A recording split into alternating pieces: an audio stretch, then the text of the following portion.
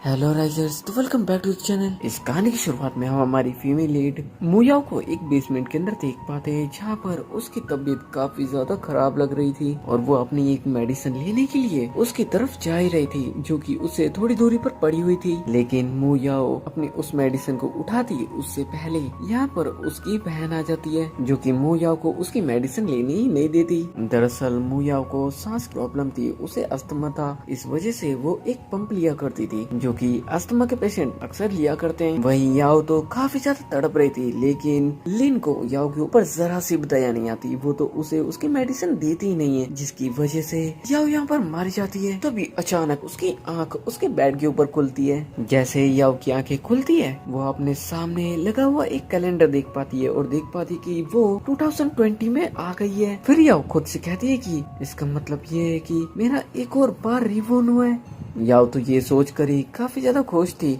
याओ को फिर याद आता है कि ये तो वही दिन है जिस दिन उसके मॉम एंड डैड ने लिन को अडॉप्ट किया था। लिन को यहाँ पर याद आता है कि किस तरीके से पिछले जन्म में लिन ने उसके कमरे पर कब्जा कर लिया था और साथ ही उसी के मॉम डैड के सामने उसे काफी ज्यादा बुरा बना दिया था। और लिन खुद याओ के मॉम एंड डैड के सामने खुद को इनोसेंट साबित कर देती थी, यानी कि उनके सामने तो काफी ज्यादा इनोसेंट बनने लग जाती थी। और जब याओ लिन के ऊपर गुस्सा करती थी तो उसके मॉम डैड उसे ही काफी ज्यादा डांट देते थे। अब एक बार फिर से याओ ये सोच ही रही थी कि तभी यहाँ पर मेड आकर याओ से कहती है कि नीचे उसके मॉम डैड एक लड़की को अपने साथ लेकर आए हैं। याओ को तो पहले ही पता था कि वो लिन है, जिसे वो अडॉप्ट करके लेकर आए हैं, और होता ही बिल्कुल ऐसा ही है। जैसे ही याओ नीचे की तरफ आती है, उसके मॉम डैड उससे कहते हैं कि अब से यहाँ पर एक और लड़की उसकी बहन बनकर रहेगी। दरअसल याओ के डैड याओ से कहते हैं कि लिन के डैड मेरे काफी अच्छे दोस्त थे और मैं नहीं चाहता कि उसकी बेटी इस तरीके से ऑर्फनेज के अंदर रहे, इस वजह से अब से ये हमारे घर पर ही रहेगी। लिन को तभी याद आता है कि पिछली बार उसने लिन को अपने घर के अंदर आने से सीधा सीधा मना कर दिया था और उसके ऊपर तुरंत ही चिल्लाने लगी थी, जिसकी वजह से उसके मॉम डैड ने उसे ही काफी ज्यादा डांट दिया था, उसके ऊपर काफी ज्यादा गुस्सा कर दिया था। लेकिन इस बार याओ बड़ी ही कामली इनके पास जाती है, अपने घर के अंदर अपनी फैमिली के अंदर वेलकम करती है। इसके बाद जब याओ अपने बेड के ऊपर अकेली बैठी हुई थी, वो अपने फोन के अंदर अपनी फैमिली की फोटो देख रही थी, जिसके अंदर लिन उसके मॉम एंड डैड के साथ बैठी हुई थी। इस बार तो याओ कैसे भी लिन से रिवेंज लेना चाहती थी, क्योंकि वो जानती थी कि उसकी बहन कितनी ज्यादा बुरी इंसान है। वो ये सोच ही रही थी कि तब यहाँ पर उसकी मॉम आ जाती है और वो आते के साथ ही याओ से कहती है कि तुम्हारी दूसरी बहन के आने से तुम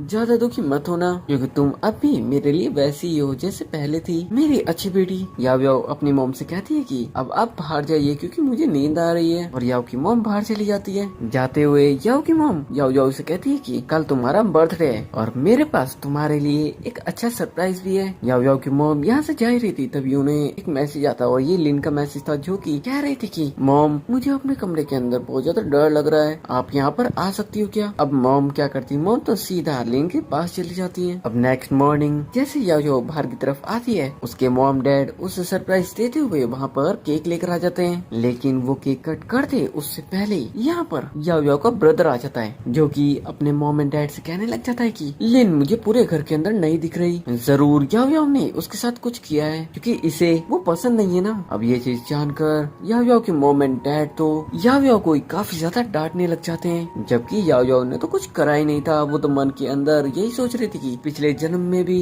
ये लोग मेरे साथ ऐसा ही बिहेव कर रहे थे और अभी भी ये ऐसा ही बिहेव कर रहे हैं, जबकि मेरी कोई भी गलती नहीं है। इस वजह से याओ तो बड़ी प्यार से अपने मॉम एंड डैड और ब्रदर से कह रहे थे कि मुझे नहीं पता लिन कहाँ पर गई है। इसी के साथ यहाँ पर हम एक फ्लैशबैक देख पाते हैं, जब याओ अपनी यूनिवर्सिटी से वापस आ रही थी तो उसकी दोस्त उससे कह रही थी कि तुम्हारा भाई सामने खड़ा हुआ है, क्योंकि वो एक महंगी सी कार के आगे खड़ा हुआ था और वो यहाँ पर लिन को लेने के लिए आया हुआ था। लेकिन याओ को ये बात नहीं पता थी। वो अपने भाई के पास जा रही थी, तभी वहाँ पर लिन आ जाती है और याओ का भाई लिन से कहता है कि तुम फटाफट से कार में बैठ जाओ, हम दोनों मूवी देखने के लिए जाएंगे। और याओ का भाई याओ को तो कुछ पूछता तक नहीं है, क्योंकि लिन ने मॉम डैड के साथ साथ उसके ब्रदर का भी ब्रेन वॉश कर दिया था। अब प्रेजेंट में याओ को यही सब सोचकर काफी ज्यादा बुरा लग रहा था, उसकी आंखों में तो आंसू भी आ जाते हैं। अब यहाँ पर घर के अंदर जितने भी लोग थे वो सभी याओ का बर्थडे भूलकर लिन को हर तरफ ढूंढने लग जाते हैं। सबके जाने के बाद भी एक मेड यहाँ पर थी, जो कि एक कैंडल को केक के अंदर लगाती है और याओ याओ से कहती है कि मिस आप इस पर फूंक मारिए। जैसे याओ याओ उस कैंडल पर फूंक मारती है, वो मैट क्लैपिंग करती हुई याओ याओ को हैप्पी बर्थडे टू यू बोलती है। क्योंकि इंसान गरीब हो लेकिन उसका अच्छा होना ज्यादा मैटर करता है और यही लोग पूरी जिंदगी याद भी रहते हैं। इसके बाद हम नेक्स्ट डे ब्रेकफास्ट का सीन देख पाते हैं। सभी याओ याओ की पूरी फैमिली बाहर टेबल पर बैठकर एक साथ ब्रेकफास्ट कर रहे थे और सभी लिन की काफी ज्यादा केयर कर रहे थे। लेकिन जैसे ही याओ याओ यहाँ पर आती है तो याओ याओ के डैड गुस्से से उसे कहने लग जाते हैं कि तुम इतनी लेट क्यों उठी हो, तुमसे जल्दी नहीं उठा जाता क्या। याओ याओ के डैड याओ याओ के ऊपर गुस्सा तो कर रहे थे लेकिन उसकी मॉम साथ ही उससे कहती है कि कल उसका बर्थडे खराब हो गया लेकिन उनके पास उसका बर्थडे गिफ्ट रखा हुआ है। साथ ही याओ याओ की मॉम याओ याओ से कहती है कि अगर तुम अपनी बहन की वजह से अब भी गुस्सा हो तो गुस्सा मत हो। फिर मॉम डैड से कहने लग जाती है कान के अंदर की आपको याओ के ऊपर अभी गुस्सा नहीं करना चाहिए, वो मुझे परेशान दिख रही है, इस वजह से तुम उसके लिए कुछ गिफ्ट लेकर आ जाना। नेक्स्ट डे जब याओ याओ अपनी यूनिवर्सिटी के लिए जा रही थी तभी याओ याओ का ब्रदर एक न्यू कार लेकर आता है और कार से उतरने के बाद याओ याओ से कहता है कि लिन ने ये तुम्हारे लिए खरीदने को कहा था, इस वजह से मैंने ये कार ले ली।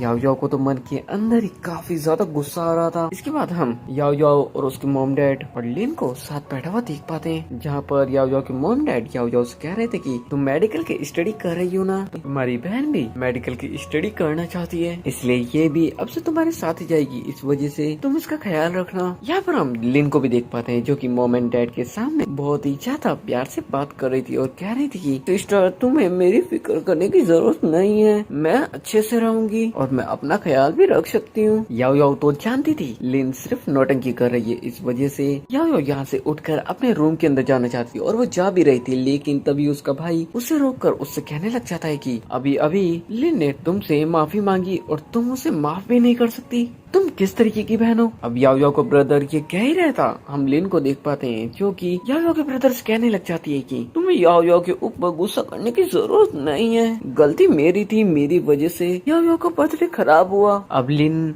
याओ याओ से ये कह ही रही थी कि तभी याओ याओ की मदर लिन से कहती है कि तुम्हें इतना भी ज्यादा परेशान होने की जरूरत नहीं है, तुम बस अपनी मेडिकल की स्टडी पर ध्यान देना। तो लिन कहने लग जाती कि मैं हार्ट डिसीज भी ठीक कर सकती हूँ ना। तो मॉम एंड डैड कहने लग जाता कि हाँ बिल्कुल तुम कर सकती हो। लिन यहाँ पर बड़े ही नाटक करते मॉम एंड डैड से कहने लग जाती है कि अगर मेरे ग्रेड्स कम आए तो। मॉम लिन से कहती है कि ऐसा नहीं होगा और डैड याओ याओ को रोक कर उससे कहने लग जाती कि तुम्हें अपनी बहन की अच्छे से केयर करनी है और स्टडी के अंदर उसकी मदद करनी है। याओ याओ के डैड याओ याओ से इस तरीके से बात कर रहे थे जैसे वो घर के किसी सर्वेंट से बात कर रहे हो। याओ याओ भी अपने डैड से कह रहे थे कि अगर लिन इतनी ज्यादा छोटी बच्ची है तो वो मेडिकल की स्टडी कर ही क्यों रही है जब उसकी बस की है ही नहीं। तो तभी मॉम याओ याओ से कहने लग जाती है कि हम सभी एक फैमिली है और फैमिली के मेंबर से एक दूसरे के काम आते हैं, लेकिन लिन के बारे में अभी याओ याओ की मॉम को पता ही कहाँ था वो किस तरीके की इंसान है। याओ याओ तो सबके सामने कह देती है कि ये बाहर से आई हुई एक लड़की जिसे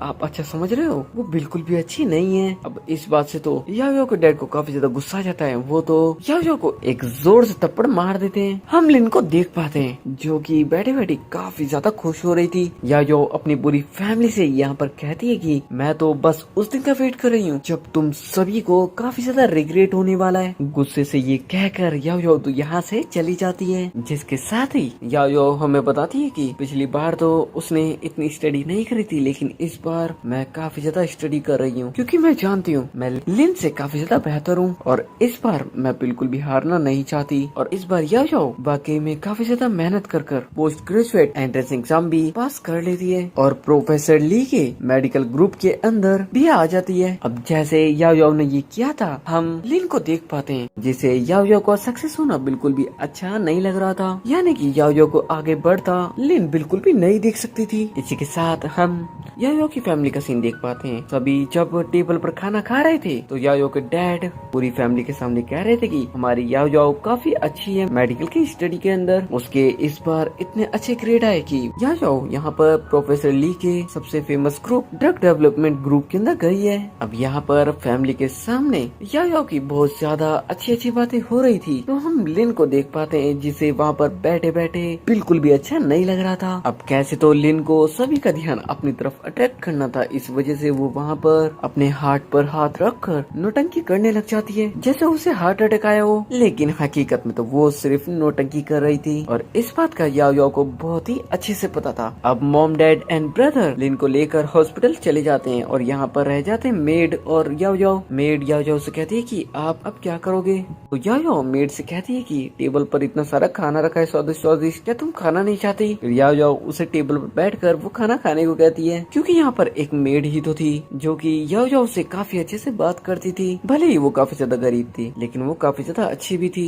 इसके साथ ही हम नेक्स्ट का सीन देख पाते हैं। याओ याओ आराम से बैठकर अपना काम कर रही थी, तभी उसका ब्रदर उसके पास आता है और कहने लग जाता है कि तुम्हारी बहन हॉस्पिटल में बीमार है और तुम यहाँ पर आराम से अपना काम कर रही हो, तुम उससे मिलने तक नहीं गई, तुम किस तरीके की बहन हो। लेकिन याओ याओ मन के अंदर कह रही थी कि तुम्हें क्या पता उसने पिछली बार कितनी बारी हार्ट अटैक आने का नाटक किया है। हमें इसी के साथ पिछले जन्म के कुछ फ्लैशबैक दिखाए जाते हैं जहाँ पर लिन एक दिन याओ याओ की एक ड्रेस पहनकर उसके सामने आ गई थी। याओ याओ ने उससे कहा था कि यह मेरी ग्रैंडमदर का आखिरी तोहफा है, तुम इसे इस तरीके से खराब कैसे कर सकती हो। याओ ने तो सिर्फ अपनी ड्रेस को हाथ ही लगाया था, लेकिन तभी लिन वहाँ पर फिर दोबारा से अपने हार्ट पर हाथ रखकर चिल्लाने लगी थी, जिससे वही होता है जो कि लिन चाहती थी। याओ याओ के मॉम डैड वहाँ पर आकर याओ याओ को ही डांटते हैं, जैसे कि याओ याओ लिन को बुली कर रही थी और ऐसा लिन ने एक बार ही नहीं करा था बल्कि कई बार ही किया था। प्रेजेंट में याओ याओ का ब्रदर याओ याओ का हाथ पकड़कर उसे जबरदस्ती हॉस्पिटल ले जाना चाहता था, जिसकी वजह से याओ याओ नीचे गिर जाती है। याओ याओ को तो काफी ज्यादा गुस्सा आ रहा था। वही हम हॉस्पिटल का सीन देख पाते हैं जहाँ पर सभी लोग लिन के लिए काफी ज्यादा परेशान हो रहे थे, जैसे कि उसे कोई बड़ी बीमारी हो, जबकि वो नाटक कर रही थी। यहीं पर लिन अपनी मॉम से कह रही थी कि अब मैं यहाँ पर हॉस्पिटल में आ चुकी हूँ, मैं काफी ज्यादा बीमार हूँ, अब मेरे ग्रेड्स अच्छे कैसे आएंगे। याओ याओ की मॉम लिन से कहती है कि तुम बिल्कुल भी फिक्र मत करो और तुम्हें डरने की तो बिल्कुल भी जरूरत नहीं है, तुम्हारी बहन याओ याओ तुम्हारी मदद करेगी ना। याओ याओ यहाँ पर आ रखी थी लेकिन याओ याओ तो साफ मना कर देती है। लेकिन फिर लिन मॉम के सामने काफी ज्यादा अच्छी बनती हुई कहने लग जाती है कि तुम्हें याओ याओ को परेशान करने की जरूरत नहीं है, मेरी बहन का जो मन होगा वो उसे करने दो। हम यहाँ पर याओ याओ को देख पाते हैं जो कि उसकी पुरानी यादों में खोई हुई थी। जब लिन उसके घर पर नहीं आई थी उससे पहले याओ याओ अपने मॉम एंड डैड के साथ काफी ज्यादा अच्छे से रहा करती थी। अब याओ याओ तो यहाँ पर से बिना कुछ कहे यहाँ से जाने लग जाती है, लेकिन मॉम उसे रोकने के लिए जाती है। उससे पहले ही हम लिन को देख पाते हैं जो कि अपने हार्ट पे हाथ रखकर काफी ज्यादा नौटंकी करने लग जाती है। इस वजह से मॉम जाकर उसके पास बैठ जाती है और उसे कहने लग जाती है कि तुम्हें परेशान होने की जरूरत नहीं है, जो कि लिन चाहती थी कि मॉम बस मेरे पास ही रहे। याओ याओ को तो ये चीज देखकर काफी ज्यादा बुरा लग रहा था। याओ याओ डिसाइड करती है कि उसे अभी प्रोफेसर ली के पास जाना चाहिए। याओ याओ यहाँ से जा रही थी तभी प्रोफेसर ली तो उसे उसके सामने दिख जाते हैं, जो कि याओ याओ से कहते हैं कि आखिर तुम यहाँ पर क्या करने के लिए आई। तो याओ याओ बताती है कि मेरे मॉम डैड यहाँ पर मुझे किसी पेशेंट से मिलवाने के लिए लेकर आए थे। तभी प्रोफेसर ली याओ याओ से कहते हैं कि तुमने एक मेडिसिन पर काम किया था, एक मेडिसिन बनाई थी जिसे सक्सेसफुली पास कर दिया गया है। दरअसल ये मेडिसिन अस्थमा के पेशेंट के लिए थी और याओ याओ भी एक अस्थमा की पेशेंट ही थी और वो अस्थमा के लिए एक ऐसी मेडिसिन बनाना चाहती थी जो इंसान का अस्थमा पूरी तरीके से खत्म कर दे, और उसने एक मेडिसिन ऐसी बना भी दी थी। इस वजह से प्रोफेसर ली याओ याओ से कहते हैं कि तुम बहुत ही जल्दी बहुत ही ज्यादा पॉपुलर होने वाली हो। याओ याओ प्रोफेसर ली से कहते हैं कि आप फॉरेन लेबोरेटरी में होना, मैं न्यू ड्रग डेवलपमेंट प्रोजेक्ट के अंदर पार्टिसिपेट करना चाहती हूँ, क्या मैं उसके अंदर पार्टिसिपेट कर सकती हूँ। प्रोफेसर ली याओ याओ से कहती है कि इसके लिए तो तुम्हें अब्रॉड जाना पड़ेगा और वहाँ से तुम 10 साल तक यहाँ पर वापस नहीं आ सकती, और वहाँ पर पार्टिसिपेट करने के लिए तुम्हें अपना नेम भी चेंज करना पड़ेगा। याओ याओ तो प्रोफेसर ली से कह देते कि मैं इन सभी चीजों के लिए रेडी हूँ। अब जैसे ही प्रोफेसर ली वहाँ से जाते हैं और याओ याओ पीछे की तरफ मुड़ती है तो वो जिंगशेंग को देख पाती है, जो कि याओ याओ से कह रहा था कि तुम क्या नाम बदलने वाली हो, तुम क्या घर से बाहर भागने वाली हो, अगर तुम लिन के साथ कुछ करने वाली हो तो इसके बारे में सोचना भी मत। यहाँ पर हमें याओ याओ का एक फ्लैशबैक दिखाया जाता है। पिछले जन्म में जिंगशेंग याओ याओ के साथ बिल्कुल भी अच्छे से पेश नहीं आता था, और एक दिन जब याओ याओ अपने घर पर आ रही थी बैग लेकर, तभी उसने जिंगशेंग को उसकी बहन लिन के साथ देख लिया था और दोनों ही इस वक्त काफी ज्यादा क्लोज थे। इस वजह से जिंगशेंग ने उसी वक्त याओ याओ से कहना शुरू कर दिया था कि मुझे तो तुमसे पहले से लिन पसंद है, तुम तो मुझे कभी पसंद थी ही नहीं। आजकल भी लोग बिल्कुल ऐसा ही करते हैं, पहले वो साथ रह लेते हैं और उसके बाद कह देते हैं कि तुम तो मुझे कभी पसंद थे ही नहीं। अब प्रेजेंट में याओ याओ जिंगशेंग से कह रही थी कि तुम लिन को बहुत अच्छे से से जानते हो ना? तो जिंगसन थोड़ा हकलाते हुए कहता है कि मैं उसे नहीं जानता। फिर याओ कहती कि ठीक है तो फिर मैं जा रही हूँ। वो ये कहकर जा ही रही थी, लेकिन जिंगसन उसका हाथ पकड़कर उससे रोक लेता है कि तब यहाँ पर जिंगसन की पूरी फैमिली बाहर की तरफ आ जाती है और लेन भी उनके साथ बाहर आ रखी थी। और जिंगसन इसी वक्त लेन को दूर धक्का दे देता है, जिसकी वजह से उसका सिर दीवार में लग जाता है और उसे चक्कर आने लगते हैं कि तभी लेन काफी अच्छी बनती हुई याओ के पास जाती है और उसका सर पकड़कर उसके बाल खींचने की कोशिश करती है, जो कि ऑब्वियस सी बात थी कि बाकी लोगों को तो दिखना ही नहीं था। लेकिन जब याओ उसे दूर करती है, ये चीज पूरी फैमिली को दिख जाती है। उधर याओ काफी ज्यादा परेशानी में थी, लेकिन उसकी फैमिली को तो उससे घंटा ही फर्क नहीं पड़ रहा था। अब डैड को भी याओ के ऊपर काफी ज्यादा गुस्सा आता है। वो आकर उसका सर पकड़ते हैं और उसे साइड कर देते, लेकिन तभी वो अपने हाथ पर ब्लड लगा हुआ देखते हैं। तब जाकर उन्हें पता चलता है कि हाँ, याओ को सच में लगी है चोट। लेकिन तभी लिन भी बेहोश होने का नाटक करने लग जाते हैं। डॉक्टर आते हैं तो याओ के डैड याओ के लिए तो डॉक्टर से कुछ कहते नहीं है, बल्कि कहते हैं कि लिन को वो अंदर लेकर चले जाए। अब सभी के यहाँ से जाने के बाद जिंगसन याओ के पास आता है और याओ तो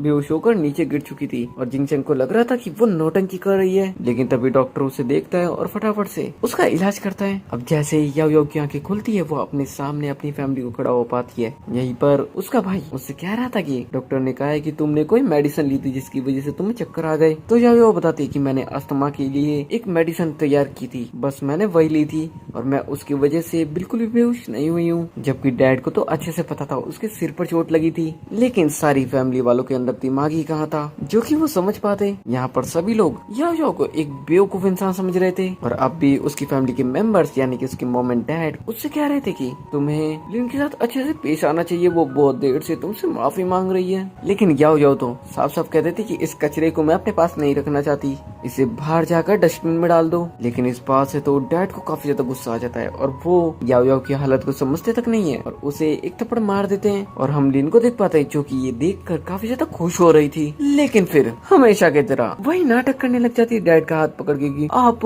मेरी बहन के ऊपर ज्यादा गुस्सा मत करिए। याओ को अब तो अपनी फैमिली से घंटा ही फर्क नहीं पड़ता था। तभी उसके फोन पर एक मैसेज आता है जिसके अंदर इन्वेस्टमेंट अट्रैक्शन पार्टी का जिक्र था, जो कि 3 दिन में होने वाली थी। अब याओ तो यहाँ अपने बेड से उठती है और यहाँ से सीधा बाहर चली जाती है और हम याओ की मॉम को देख पाते हैं जो कि उसकी वो टैबलेट जो कि उसने खुद ने बनाई थी अस्थमा के लिए, वो उठाकर डैड से कहने लग जाती है कि आपको याओ के साथ अच्छे से पेश आना चाहिए क्योंकि वो काफी समय से काफी ज्यादा बीमार है और मुझे तो पता भी नहीं था वो अस्थमा की पेशेंट है। लेकिन यहाँ पर याओ का ब्रदर अपनी मॉम से कहने लग जाता कि मॉम आप भी बिना मतलब टेंशन पालती रहती है, याओ को कुछ भी नहीं हुआ है, वो सिर्फ लिन को बुली करना जानती है, इस वजह से आपको भी उसकी इतनी ज्यादा फिक्र करने की जरूरत नहीं है। याओ को भाई अपनी मॉम से उस मेडिसिन को ले लेता है ताकि वो उसे फेंक सके, लेकिन तभी लिन अपने भाई से कहती है कि ये मेडिसिन तुम मुझे दे दो। ब्रदर कहता है कि इससे सिर्फ वजन कम होगा तुम्हारा और कुछ भी नहीं, और तुम्हें वजन कम करने की जरूरत बिल्कुल भी नहीं है। तो लिन ब्रदर से कहने लग जाती है कि अरे अरे तुम गलत सोच रही हो, मैं तो सोच रही हूँ कि मंडे को जब मैं यूनिवर्सिटी जाऊँ तो मैं ये मेडिसिन अपनी सिस्टर को दे सकूं और उससे माफी मांग सकूं, जबकि लिन ऐसा कुछ भी करने वाली नहीं थी। अब जैसे ही लिन यहाँ से जाने लगती है तभी वो अपनी मॉम की बातें सुन पाती है जो कि उसके डैड से कह रही थी कि याओ अस्थमा की मेडिसिन की स्टडी कर रही है, आपको उसके पास जाना चाहिए, उससे प्यार से बात करनी चाहिए क्योंकि मुझे याओ की काफी ज्यादा फिक्र हो रही है। लेकिन ये चीज सुनकर लिन को बिल्कुल भी अच्छा नहीं लगता। लिन तो मन के अंदर कह रही थी कि लगता है मॉम का अभी भी पूरी तरीके से ब्रेन वॉश नहीं हुआ है। इसके बाद हम नेक्स्ट डे का सीन देख पाते हैं। हम लिन को देख पाते हैं जो कि एक डिंगसेंग नाम के बंदे के पास आई हुई थी। वहाँ पर आकर वो उससे कहती है कि मैंने अस्थमा के पेशेंट के लिए एक मेडिसिन तैयार की है और मैं इस मेडिसिन को पेटेंट कराना चाहती हूँ। अब जो बंदा सामने बैठा हुआ था वो लिन से कहता है कि क्या ये मेडिसिन क्लिनिकल ट्रायल्स में पास हुई भी है या तुम सिर्फ उठाकर यहाँ पर लेकर आ गई। लिन कहती है कि ये सारे टेस्ट पास कर चुकी है। तो वो बंदा कहता है 3 दिन में इंपीरियल होटल के अंदर एक इन्वेस्टमेंट अट्रैक्शन पार्टी होने वाली है, जिसके लिए वो बंदा लिन को एक इनविटेशन कार्ड भी दे देता है कि वहाँ पर सिर्फ वही जा सकता था जिसके पास इनविटेशन कार्ड हो। और याओ भी तो वहीं पर जाने वाली थी। अब लिन भी चालाकी से वहाँ पर पहुँच जाएगी। इसके बाद तो लिन घर पर भी आकर सभी को बताने लग जाती कि मैंने भी एक अस्थमा की मेडिसिन तैयार करी है और इसी के लिए मुझे इन्वेस्टमेंट अट्रैक्शन पार्टी के अंदर भी जाना है। यहाँ पर हम मॉम को देख पाते हैं जिन्हें इस मेडिसिन के पीछे कुछ न कुछ गड़बड़ नजर आ रही थी, लेकिन वो लिन को गलत कैसे समझ सकती थी। मॉम लिन से बोलती भी है कि अचानक से तुमने ये मेडिसिन कैसे रेडी कर ली, लेकिन बीच में ब्रदर ये कहने लग जाता है कि लिन मेडिकल स्टडी के अंदर काफी अच्छा कर रही है तो आपको ऐसी ऐसी बिना मतलब की बातें नहीं करनी चाहिए। और यहाँ पर डैड भी बैठे हुए थे। लिन तो डैड का हाथ पकड़ने लग जाते हैं। इस वजह से डैड कहने लग जाते हैं कि लिन को हार्ट की प्रॉब्लम है, उसे परेशान नहीं किया जाना चाहिए, जो भी करना चाहती है वो कर सकती है। अब लिन को इन्वेस्टमेंट पार्टी के अंदर जाना था तो लिन का ब्रदर लिन से कहने लग जाता है कि मैं तुम्हारे साथ नहीं चल सकता ड्रेस लेने के लिए, तुम्हें जिंगचन के साथ चले जाना चाहिए। जिस बात से तो लिन काफी ज्यादा खुश हो जाती है। दरअसल ब्रदर की तो ये सिर्फ एक चाल थी, वो भी जिंगशन को लिन के प्रोजेक्ट के अंदर इन्वेस्टमेंट दिलाने की। वही हम प्रोफेसर ली को देख पाते हैं जो कि याओ के साथ में एक स्टोर में आए हुए थे जहां वो याओ के लिए ड्रेस चूज कर रहे थे। लेकिन याओ देख पाती है कि उस ड्रेस का प्राइस तो काफी ज्यादा था। अब लिन यहाँ पर स्टोर के अंदर प्रोफेसर ली के साथ थी कि तभी यहाँ पर बाहर कार से जिंगशेंग लिन को भी लेकर आ गया था। और लिन तो बाहर से याओ को देख लेती है और जिंगशेंग को बता देती है। इस वजह से दोनों अंदर की तरफ आने लग जाते हैं। दरअसल जिंगशेंग प्रोफेसर ली से मिलना चाहता था लेकिन ली का बेटा वहाँ पर आ जाता है और अपने डैड से कहता है कि आपको तो काम से बाहर कहीं जाना था ना, मैंने टैक्सी बुक कर दी है, इस वजह से फटाफट से चले जाइए। प्रोफेसर ली वहाँ से चले जाते हैं और प्रोफेसर ली का बेटा यानशुओ याओ के पास आता है और उसका हाथ पकड़कर उस पर किस कर ही रहा था कि तभी जिंगशेंग ये चीज देख लेता है और उससे काफी ज्यादा गुस्सा आता है। जिंगशेंग तो सीधा आकर यानशुओ की कॉलर पकड़ लेता है लेकिन ये चीज देख याओ को बिल्कुल अच्छा नहीं लगता। इस वजह से वो जिंगशेंग को दूर होने को कहती है। तभी बीच में लिन आ जाती है और लिन ऐसा दिखाने की कोशिश करती है जिंगशेंग को जैसे याओ ने उसे थप्पड़ मारा हो और जिंगशेंग तो था ही बेवकूफ। जिंगशेंग तो याओ के ऊपर गुस्सा करते हुए कहने लग जाता है कि मुझे तो पता ही था तुम डिफरेंट लड़कों के साथ घूमती हो, अब चुपचाप से लिन से माफी मांगो। लेकिन याओ माफी कहाँ मांगने वाली थी, वो तो उल्टा लिन में रियल में एक जोरदार थप्पड़ मार देती है और साथ ही जिंगशेंग से कहती है कि अगर तुम्हारी आंखें है तुम्हारे पास तो उसे खोलकर ध्यान से देखा करो कब थप्पड़ लगा है और कब नहीं लगा। लेकिन जिंगशेंग में दिमाग होता तब जाके तो वो समझता, वो तो था ही बेवकूफ। खैर कुछ लोग रिच हो जाते हैं लेकिन रहते तो बेवकूफ के बेवकूफ ही है और जो उनके सामने प्यार से बात कर ले वो उनके लिए अच्छा हो जाता है और जो थोड़ा सा भी रूडली बात कर ले वो काफी ज्यादा बुरा हो जाता है। यही रियलिटी है। जिंगशेंग तो यहाँ पर याओ से कह देता है कि मैं तुमसे अभी के अभी रिलेशन तोड़ना चाहता हूँ क्योंकि इन दोनों की एंगेजमेंट हुई थी। लेकिन याओ ने तो पहले ही जिंगशेंग से कह दिया था कि मैं तुम्हारे अंदर बिल्कुल भी इंटरेस्टेड नहीं हूँ। इस वजह से याओ एक बार फिर से कहती है कि तुम दिमाग से पैदल हो क्या, या तुम सिर के बल गिर गए थे, मैंने तो तुमसे पहले ही कह दिया था कि मैं तुम्हारे साथ नहीं रहना चाहती तो तुम क्या ही मुझे छोड़ोगे। अब जिंगशेंग भी याओ से कहने लग जाता है कि हाँ तुम्हें तो डिफरेंट लड़कों के साथ तो घूमना है तो तुम तो मुझे छोड़ोगी ना। तभी यानशो गुस्से में जिंगशेंग से कहता है कि याओ को मैं काफी ज्यादा पसंद करता हूँ और मैं उसके ऊपर भरोसा करता हूँ, वो किसी भी लड़के के साथ नहीं घूमती। यानशो तो याओ से कहने लग जाता है कि तुम तो यहाँ पर ड्रेस लेने के लिए आई थी ना, तुम्हें मैं ड्रेस दिखाता हूँ। तभी यहाँ पर वो उसे एक लिमिटेड एडिशन वाली ड्रेस दिखाता है। तभी जिंगशेंग यहाँ पर जो लेडी खड़ी थी उससे कहने लग जाता है कि मैं इन लोगों से ज्यादा पे करूंगा, मुझे ये ड्रेस चाहिए। यानशो जिंगशेंग से कहता है कि क्या तुम सच में बेवकूफ हो क्या, पहले हम आए थे ना तो ये ड्रेस भी हम ही लेंगे क्योंकि हम ही ने पहले इसे चूज किया है। तभी जिंगशेंग अपनी पावर दिखाते हुए यानशो से कहता है कि शायद तुम मुझे जानते नहीं हो, मैं सीजीएम ग्रुप का सीईओ हूँ। लेकिन यानशो अच्छे से जानता था ये बस दिमाग से पैदल है और कुछ भी नहीं, बस ये रिच हो गया है। तभी यहाँ पर लिन भी थी जो कि सीजीएम ग्रुप के सीईओ की गर्लफ्रेंड थी, उसके अंदर भी दिमाग कहाँ था। वो यानशो से कहने लग जाती है कि तुम तो ये ड्रेस खरीदते खरीदते बैंकक्रप्टी हो जाओगे, इसलिए तुम्हें सपने देखना बंद कर देना चाहिए। अब यहाँ पर याओ यानशो से कहती है कि इन्हें ये ड्रेस खरीदने दो, मुझे ये ड्रेस नहीं चाहिए। तभी लिन कहने लग जाती कि तुम्हारी इतनी औकात भी नहीं है। वैसे जिंगशेंग भी बहुत ज्यादा एटीट्यूड के साथ वो ड्रेस खरीद लेता है 3.8 मिलियन युआन की। अब जिंगशेंग ने ये ड्रेस खरीद तो ली थी लेकिन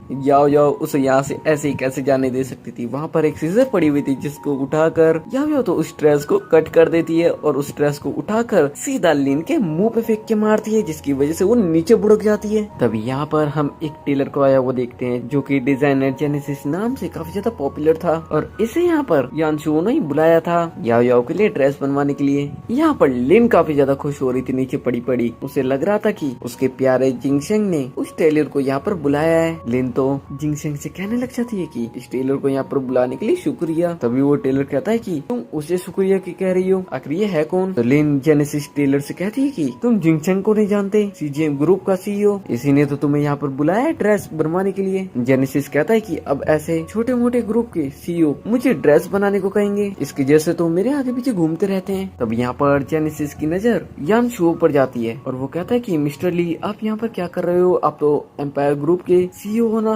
जेनेसिस यानशो से तो बड़ी ही रिस्पेक्ट के साथ बात करता है। तभी लिन यहाँ पर सभी को सुनाते हुए कहने लग जाती है कि सीजीएम ग्रुप से भी कोई बड़ा ग्रुप है क्या यहाँ पर। तभी जिंगसेंग लिन से कहता है कि तुम बेवकूफ हो क्या, तुम चुप हो जाओ, तुम जानती भी नहीं हो एम्पायर ग्रुप कितना बड़ा है। तभी यानसू से कहती है कि तुम एम्पायर ग्रुप के सीईओ। यानसू याओ से कहने लग जाता है कि नहीं नहीं ऐसी कोई भी बात नहीं है। और वो जेनेसिस के कान में कहता है कि तुम मुझे एम्पायर ग्रुप का एक ड्राइवर बताओ। तो जेनेसिस ऐसा ही करता है। लिन तो इससे काफी ज्यादा खुश होते हुए कहने लग जाती कि एक ड्राइवर हमसे फालतू बोल रहा था। खैर लिन के अंदर जितना दिमाग था वो उतनी तो बात करेगी, आखिर सीजीएम ग्रुप के सीईओ की गर्लफ्रेंड जो है। इसके बाद हम रात का सीन देख पाते हैं। याओ याओ प्रोफेसर ली और उसके बेटे के साथ बैठकर डिनर कर रही थी। तो प्रोफेसर ली से कहती है कि क्या मेरी मेडिसिन ने सारे ट्रायल पास कर लिए। तो प्रोफेसर ली कहता है कि हाँ बिल्कुल कर लिए, लेकिन कॉलेज के अंदर एक स्टूडेंट है जिसने तुम्हारी तरह ही एक मेडिसिन बनाई है अस्थमा के लिए और उसके इंग्रेडिएंट्स भी बिल्कुल सेम सी है। तभी आंसू कहता है कि कहीं ऐसा तो नहीं है याओ याओ की मेडिसिन का फॉर्मूला लीक हो गया हो। अभी प्रोफेसर ली कहते हैं कि ये शायद एक लिन नाम की स्टूडेंट ने कराया। अब ये चीज जानकर याओ याओ को याद आता है जब वो हॉस्पिटल के अंदर थी तभी उसकी जो मेडिसिन थी वो वहाँ पर गिर गई थी और वहीं से लिन ने उसे उठा लिया होगा और सीधा पेटेंट कराने के लिए जेंग के पास चले गई होगी। जब प्रोफेसर ली ये सुनते हैं तो वो कहते हैं कि ये तो काफी ज्यादा गलत बात है, अगर ऐसा हुआ है तो ये तो बिल्कुल भी सही नहीं है, मैं इसकी इन्वेस्टिगेशन करूंगा। लेकिन यानसुओ और याओ याओ प्रोफेसर ली को रोकते हैं क्योंकि उनके पास एक अलग प्लान था। जब याओ याओ यहाँ से चली जाती है तो प्रोफेसर ली अपने बेटे से कहते हैं कि आखिर तुमने याओ याओ से क्यों कहा कि तुम एम्पायर ग्रुप के एक छोटे ड्राइवर हो। अगर तुम्हें याओ याओ पसंद है तुम्हें उससे जल्दी से कह देना चाहिए क्योंकि कल इन्वेस्टमेंट पार्टी की एक मीटिंग है, अगर तुमने जल्दी नहीं करा तो वो 10 साल के लिए अब्रॉड चली जाएगी। इसके बाद हम लिन को देख पाते हैं जो कि याओ के मोम एंड डैड के साथ बैठी हुई थी। यहीं पर जिंगसेंग और याओ का ब्रदर भी था। तभी लिन भी बहुत ही ज्यादा इनोसेंट बनती हुई कहने लग जाती कि मैंने तो सुना है जो प्रोफेसर ली है उनकी वाइफ अब इस दुनिया में नहीं है। दरअसल वो इनडायरेक्टली ये कहना चाह रही थी कि प्रोफेसर ली की वाइफ नहीं है, इस वजह से वो याओ याओ के साथ रह रहे हैं और उन दोनों के बीच कुछ चल रहा है। ये ऐसा घंटा भी कुछ नहीं था। तभी डैड याओ याओ के ऊपर गुस्सा करते हुए कहने लग जाता है कि ये लड़की ऐसा कैसे कर सकती है। तभी मॉम उन्हें शांत करते हुए कहती है कि एक सेकंड रुको और फिर वो जिंगसेंग से कहती है कि क्या तुमने याओ याओ को प्रोफेसर ली के साथ देखा था। तो जिंगसेंग कहता है कि मैं लिन के साथ स्टोर में गया तो था, लेकिन लिन ने कहा था कि उसने प्रोफेसर ली को याओ याओ के साथ देखा है, लेकिन जब मैं स्टोर में गया तो मुझे वहाँ पर प्रोफेसर ली कहीं पर भी नजर नहीं आए। इससे तो मॉम को काफी ज्यादा गुस्सा था लिन के ऊपर, वो ऐसे ही कुछ भी कैसे बक सकती थी। वही हम याओ याओ को देख पाते हैं जो कि अपना सामान पैक कर रही थी कि वो यहाँ से जा रही थी। याओ याओ सामान पैक कर कर यहाँ से बाहर निकलती उससे पहले ही जिंगसेंग उसके सामने आया तो और कहता है उससे आखिर तुम कहाँ पर जा रही हो। लेकिन याओ याओ जिंगसेंग से कहती है कि आखिर तुम हो कौन जो मुझसे ये सवाल कर रही हो। जिंगसेंग को तो याओ याओ की बातों से काफी ज्यादा गुस्सा, वो तो उसका गला पकड़कर उसे किस करने लगता है जिससे तो याओ याओ को काफी ज्यादा गुस्सा आता है। वो दूर धक्का दे देती है जिंगसेंग को। अब इन दोनों का शोर सुनकर पूरी फैमिली इस तरफ आ जाती है। तभी लिन याओ याओ से कहती है कि तुमने जिंगसेंग को क्यों मारा, अगर जिंगसेंग से कोई गलती हो गई तो मैं तुमसे माफी मांगती हूँ। तो याओ याओ कहती कि अच्छा तुम माफी मांगोगी तो फिर ठीक है, तुम घुटनों पर बैठकर मुझसे माफी मांगो। और याओ याओ सभी के सामने अच्छी बनती हुई घुटनों पर बैठने वाली थी, लेकिन डैड उसे रोक देते हैं। और सीधी सी बात है, डैड के अंदर दिमाग होता तो वो याओ याओ से अच्छे से बात करते, वो तो उसके ऊपर गुस्सा करने लग जाते हैं, जिसका मतलब यही था उसके दिमाग के अंदर दिमाग ही नहीं था। अब डैड जैसे याओ याओ के ऊपर गुस्सा करने लगते हैं तो याओ याओ डैड से कहती है कि मैंने तो लिन को कहा ही नहीं कि वो घुटनों पर बैठकर मुझसे माफी मांगे, वो तो खुद ही कह रही थी कि मैं घुटनों पर बैठकर तुमसे माफी मांग लूंगी। डैड मॉम से कहते हैं कि तुम अपनी बेटी से कुछ कहोगी या मैं उसे अच्छे से समझाऊं। तो मॉम तो याओ की साइड लेते हुए कहती है कि याओ सही तो कह रही है, उसने लिन को कब कहा घुटनों पर बैठकर माफी मांगने के लिए, वो तो खुद ही कह रही थी। तभी याओ देखती है कि उसकी मॉम उसकी साइड ले रही है, उसे अच्छा लगता है इस बात से। लेकिन तभी लिन कहने लग जाती है कि मैंने कहा था ना कि ये याओ याओ प्रोफेसर ली के साथ मिली हुई है, अब इसी से पूछ लो। कल जब मैं गई थी तो मैंने इसे प्रोफेसर ली के साथ देखा था, लेकिन जब मैं अंदर गई तो ये एम्पायर ग्रुप के एक ड्राइवर के साथ थी। अब जैसे ये चीज डैड सुनते हैं वो याओ याओ से कहते हैं कि आखिर तुम एम्पायर ग्रुप के ड्राइवर को कैसे जानती हो। अब यहाँ पर याओ याओ हंसते हुए अपने डैड से कहती है कि आपको लगता है प्रोफेसर ली और मेरे बीच कुछ चल रहा है, सच में क्या आप पागल हो। अब इस बात से ब्रदर को गुस्सा आ जाता है, वो याओ याओ को मारने के लिए आता ही है, लेकिन तभी याओ याओ उसके हाथ के साथ कुछ ऐसा करती है कि उसके हाथ से वो खुद ही को थप्पड़ मारने लग जाता है। फिर याओ याओ बताती है कि मैंने अभी अभी एक्यूपंक्चर सीखा है। तभी याओ याओ अपना फोन खोलती है और उसके अंदर कुछ बिल्स दिखाती है जो खर्चा उसके भाई ने किया था। अब ये बिना फालतू का इतना ज्यादा खर्चा देखकर डैड को काफी ज्यादा गुस्सा आ जाता है। वो वहाँ पर पड़ा एक डंडा उठाते हैं और याओ याओ के ब्रदर को मारने लग जाते हैं। खैर वो इसी लायक था। अब यहाँ पर हम लिन को देख पाते हैं जो कि मॉम का हाथ पकड़ती है और उनसे कुछ कहने ही लगती है कि तभी मॉम तो उससे हाथ छुटा ही लेती है, क्योंकि मॉम को पता था कि अब ये फिर से अपनी नौटंकी शुरू करेगी। मॉम लिन से साफ साफ कहती है कि ये यहाँ पर जितना भी कुछ चल रहा है ये सब तुम्हारी वजह से शुरू हुआ है, तुम्हें पता नहीं है क्या? क्योंकि तुम ही ने कहा था कि याओ याओ और प्रोफेसर ली के बीच कुछ चल रहा है, ये तुम्हारी बिना मतलब की बातों की वजह से यहाँ पर ये सब चीज चल रही है। अब मॉम के यहाँ से जाते के साथ ही लिन जिनचंग का हाथ पकड़ लेती है और जिनचंग कहता है कि मैं जानता हूँ तुम मुझे पसंद करती हो, लेकिन मैं तुम्हें जरा सा पसंद नहीं करता। लेकिन याओ कहती कि मुझे तुम्हारे अंदर घंटा भी इंटरेस्ट नहीं है। ये कहकर वो यहाँ से चली जाती है, जिस बात से जिनचंग को गुस्सा तो बहुत आ रहा था, लेकिन वो करता ही क्या। तभी लिन जिनचंग से कहने लग जाती कि तो फिर हम शादी कब कर रहे हैं? लेकिन जिनचंग लिन से कहता है कि मैंने तुमसे कब कहा कि हम शादी करने वाले हैं। इसके बाद हम याओ को देख पाते हैं जो कि अपनी मीटिंग अटेंड करती है और फिर वो अब्रोड जाने के लिए भी रेडी थी। लेकिन याओ अब्रोड जाती उससे पहले यानशु वहाँ पर आ जाता है बहुत बड़ी और महंगी कार के साथ, और वो कुछ फ्लावर्स लेकर आया था क्योंकि वो आज याओ को प्रपोज जो करने वाला था। याओ यानशु से कहती है कि तुम इतने सारे गार्ड्स के साथ घूम रहे हो, अगर तुम्हारे बॉस को पता चला तो वो तुम्हें बहुत डांटेगा। लेकिन अब याओ को कौन बताए कि बॉस तो उसके सामने खड़ा है। तभी याओ का पैर स्लिप हो जाता है और वो नीचे गिरने वाली थी, लेकिन उससे पहले ही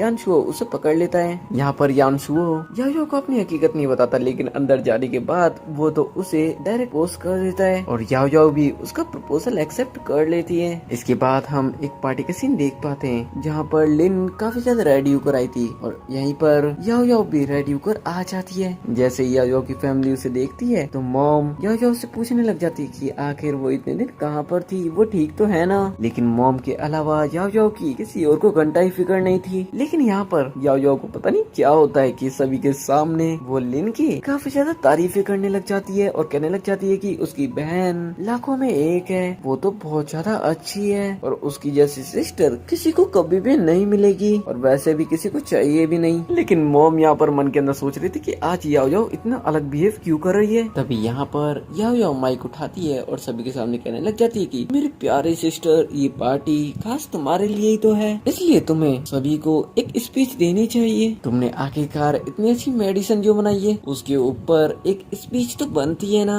लेकिन लिन को तो कुछ पता ही नहीं था, क्योंकि सब कुछ तो उसने सिर्फ कॉपी और पेस्ट किया था, जो कि बिना दिमाग के लोग दूसरों का काम चोरी करने के लिए करते हैं और अपनी जरा सी वैल्यू ऐड नहीं करते। तो सभी यहाँ पर लिन के लिए क्लैपिंग करने लग जाती है जैसे कि वो बहुत अच्छी स्पीच देने वाली है। अब तभी यहाँ पर लिन माइक पकड़ती है और उस मेडिसिन के बारे में बताने लग जाती है, जो कि किसी और ने नहीं बल्कि याओ ने बनाई थी। लेकिन मॉम जैसे ही लिन के हाथ में उस मेडिसिन को देखती है वो समझ जाती है कि ये याओ की मेडिसिन है, ना कि ये लिन ने बनाई है। दरअसल यहाँ पर जो भी हो रहा था ये तो सिर्फ याओ और यानशु का प्लान था लिन को रंगे हाथों पकड़ने का। उन्हें तो कंप्लेंट भी कर दी थी। इस वजह से अब यहाँ पार्टी के अंदर लिन अपनी मेडिसिन को लेकर स्पीच दे रही थी। तभी यहाँ पर उसे तो इन्वेस्टर्स भी मिलने लग जाते हैं। तब यहाँ पर दो बंदे आते हैं और लिन को पकड़कर उसकी मॉम एंड डैड को बताते हैं कि हमें एक कंप्लेंट मिली है कि अंदर बताया गया है कि ये मेडिसिन जो कि लिन कह रहा है कि इसने बनाई है ये चोरी की गई है। तभी यहाँ पर जिंगशिंग आ जाता है और जिंगशिंग आते के साथ ही लिन से वो मेडिसिन लेकर सभी को बताता है कि ये याओ ने बनाई है। अब यहाँ पार्टी के अंदर जितने भी लोग आए थे वो एक दूसरे से बात करने लग जाते कि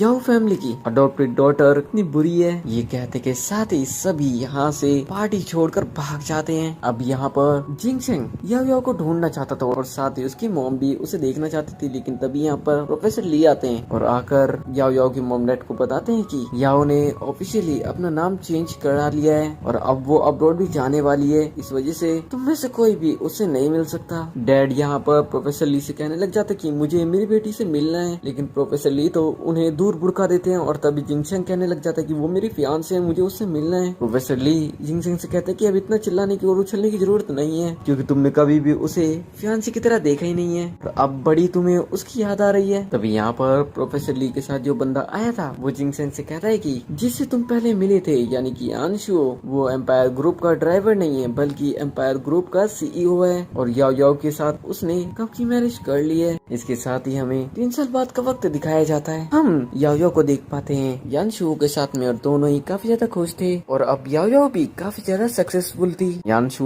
और याओ दोनों ही एक साथ टीवी पर न्यूज देख रहे थे, जहाँ पर याओ की फैमिली के बारे में बताया जा रहा था और दिखाया जा रहा था किस तरीके से अब भी लोग उन्हें हेट कर रहे थे। यानशु याओ से कहता है कि मेरे डैड यहाँ पर हमसे मिलने के लिए आने वाले हैं और वहीं दूसरी तरफ हम लिन को याओ की फैमिली के साथ देख पाते हैं, जहाँ पर याओ को ब्रदर लिन को एक जोरदार थप्पड़ मार रहा था और कह रहा था कि ये कैसी लड़की हमारे घर के अंदर आ गई, जबकि पहले तो वो बहुत ज्यादा उसे सपोर्ट कर रहे थे। अपनी गलती किसी नजर आती है। वहीं हम जिंगशन को देख पाते हैं जो कि लगातार याओ का पता लगाने की कोशिश कर रहा था। तभी उसे कुछ तो पता चलता है और वो याओ की मोम के पास आता है और उनसे कहता है कि मुझे अब ये भी पता चला है कि याओ कहाँ पर है। मोम तो ये चीज सुनकर काफी ज्यादा खुश हो जाती है और वो पूछने लग जाती है। तभी लिन मॉम एंड डैड से कहने लग जाती है कि अच्छा सिस्टर वापस आ रही है, मैं उससे अच्छे से माफी मांग लूंगी। लेकिन मोम को तो इसके ऊपर इतना ज्यादा गुस्सा आ रहा था, मोम तो गुस्से में एक जोरदार थप्पड़ मारती है और डैड भी यहाँ पर नहीं रुकते। वो तो सीधा ही लिन को उनकी फैमिली से निकल जाने को कहते हैं। लेकिन लिन तो यहाँ पर कहाँ रुकने वाली थी, वो तो फिर दोबारा से घुटनों पर बैठकर अपनी नौटंकी स्टार्ट कर देती और कहने लग जाती कि मम्मी डैडी मुझे माफ कर दो,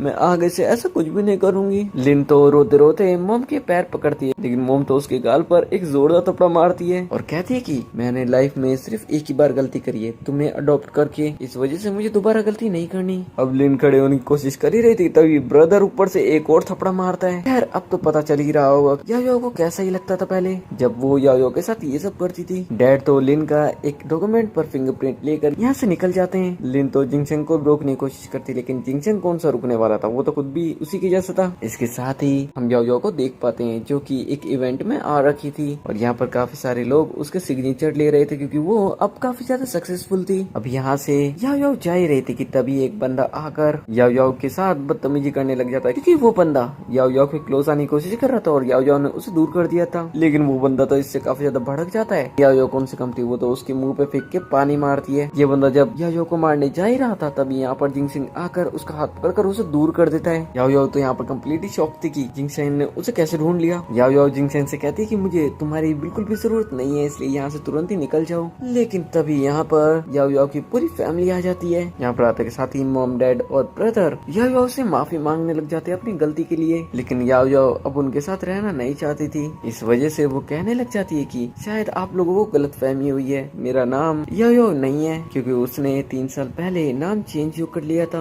लेकिन मॉम को पता था कि ये याओ ही है, क्योंकि एक मॉम अपनी बेटी को कैसे भूल सकती थी। याओ अपने मॉम एंड डैड से कहती है कि अब आपको पता चल रहा है कि कौन गलत था कौन सही था। याओ तो अपनी फैमिली को 5 मिलियन युआन देकर कहती है कि आप यहाँ से चले जाओ, लेकिन डैड मना कर देते हैं क्योंकि मॉम उससे कहती है कि वो वापस घर आ जाए, अब वो गलती जो उनसे हुई थी वो दोबारा नहीं दोहराएंगे। और साथ ही याओ अपने मॉम डैड और जिंगशन से कहते थे कि मैं अब मैरिड हूँ। याओ ये बोलती है कि तभी यहाँ पर यानशु आ जाता है। सभी को यहाँ पर ये बात भी पता चल जाती है कि याओ प्रेग्नेंट है। याओ की मॉम याओ को रोकने की पूरी कोशिश करती है, लेकिन याओ यहाँ पर रुकना ही नहीं चाहती थी। याओ की मॉम तो घुटनों पर बैठकर रोने लग जाती है। अब याओ यानशु के साथ यहाँ से जाती उससे पहले यहाँ पर कैसे तो लिन आ जाती है और उसके हाथ में एक चाकू था, वो तो भागते हुए आती है। वो चाकू याओ को मारती उससे पहले ही याओ को बचाने के लिए जिंगशन बीच में आ जाता है और चाकू उसे लग जाता है। जिंगशन यहाँ पर अपनी आखिरी सांसें लेते हुए कहता है कि मुझसे गलती हुई थी, मैं जानता हूँ, लेकिन अगर अगला जन्म होता है क्या तुम मुझे एक मौका दोगी। याओ कहती है कि अगला जन्म शायद ना हो, मेरा एक बार रीबर्थ ऑलरेडी हो चुका है। एंडिंग सीन के अंदर हम देख पाते हैं कि जिंगशन मरा नहीं था और याओ भी उसकी फैमिली से अब गुस्सा नहीं थी, बस वो यानशु के साथ मिलकर एक नई लाइफ की शुरुआत करना चाहती थी, जिसके लिए याओ की फैमिली मान जाती है। वो उसके डिसीजन की रिस्पेक्ट करते हैं, जिसके बाद हम यानशु को याओ के साथ एयरपोर्ट के पास देख पाते हैं। यहाँ से वो कहीं तो जा रहे थे और इसी के साथ ये ड्रामा यहाँ पर खत्म हो जाता है। तो जाने से पहले चैनल को सब्सक्राइब, वीडियो शेयर जरूर से कर देना।